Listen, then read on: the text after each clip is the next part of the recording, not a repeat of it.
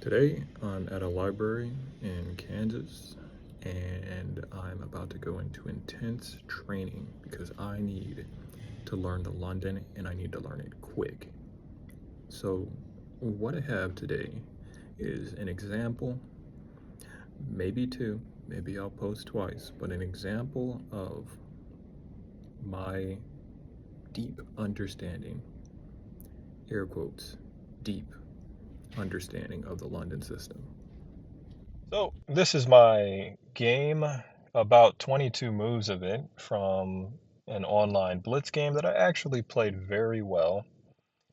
And I suppose it could be the entry, the new style of James for Las Vegas in June, the North or the National Open, I believe.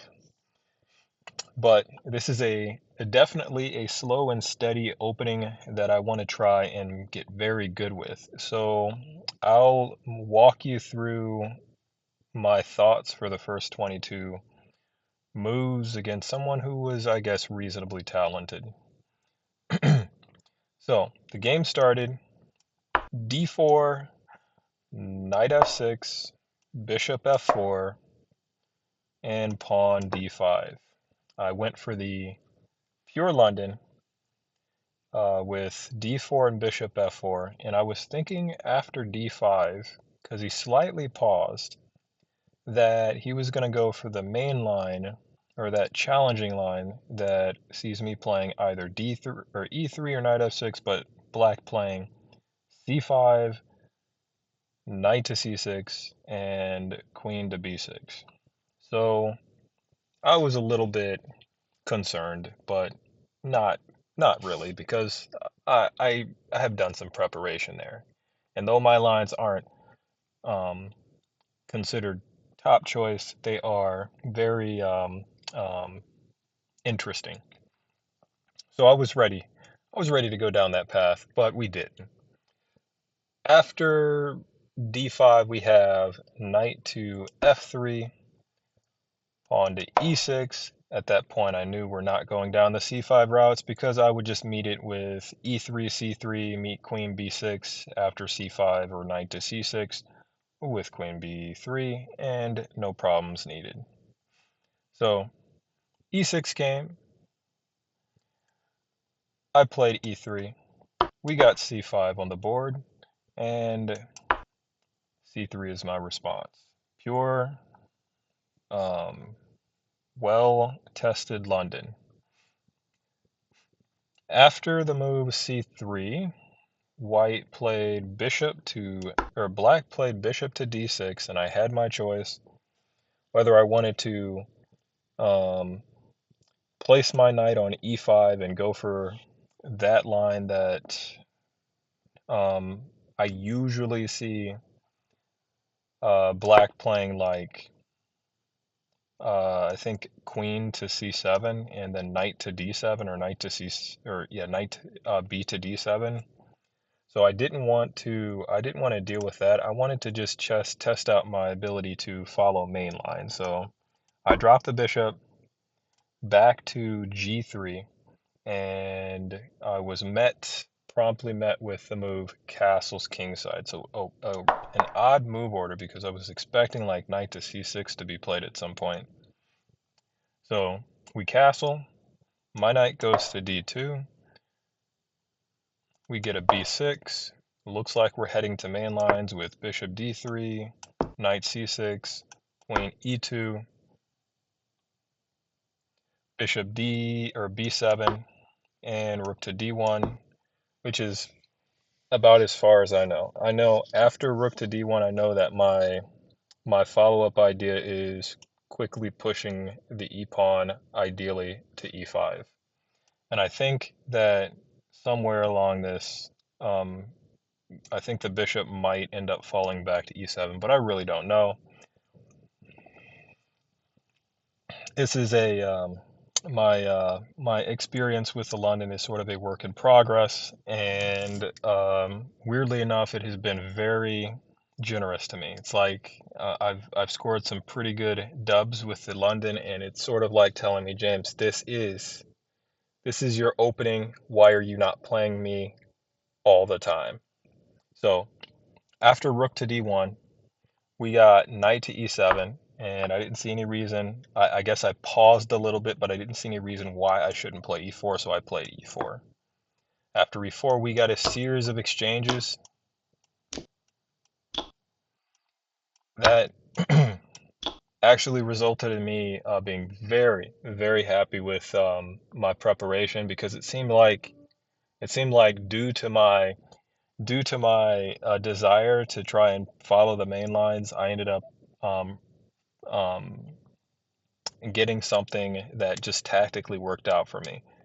Um, I think I know that knight to e7 probably shouldn't have been played, but what tactically worked out for me is that at some point, he wants to deal with his bishop issue, and by taking on g3, it sort of lines my queen and bishop up on the h7 pawn. So at this point, I was thinking everything was working out for me, because if he decides to take on d4, then I already got a target on d6 with the rook. So unless he has like knight f5 or something, I don't know. I don't know, but it looked pretty good. So after queen to e4, we have queen to c7. Still very happy with my position, and at this point, I decided, my radar went off. I was thinking, man, uh, boy, at the very least, I'd like to leave him with a little bit of a pawn structure issue. So I tried to make the move d takes on c5 work. I think it does work. Should I have looked at something else? I mean, knight to g5 looked pretty interesting, but I guess I was really just fixated on opening up the d file and um, doing bad things to his pieces. So we had queen to c7 is live, and then I played d takes on c5. He has to do something about his bishop. He can't take on c5. He will lose his queen. If he takes with the pawn, he will lose his bishop. It will just be tragic. So he decided to take on g3, and I quickly snapped that pawn off the board, making a dual threat.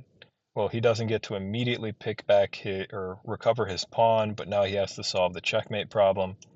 So he did so with g6, and I was totally happy, because I'm up a pawn in a position that I only have a general understanding of.